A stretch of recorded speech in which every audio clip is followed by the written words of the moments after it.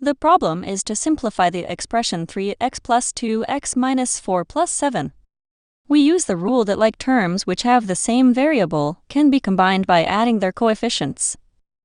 3x plus 2x equals the sum of 3 and 2 times x, which simplifies to 5x. After combining like terms, the expression becomes 5x minus 4 plus 7.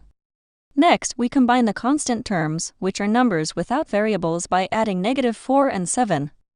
-4 plus 7 equals 3, because 7 minus 4 is 3. Now the expression is simplified to 5x plus 3. The final simplified expression is 5x plus 3, which is the answer. Start with 3 x tiles, 2 more x tiles, 4 negative units, and 7 positive units. Slide the x tiles together to combine 3x and 2x. This makes 5x tiles. Next, pair each negative unit with a positive unit. 3 positive units remain, so the simplified expression is 5x plus 3.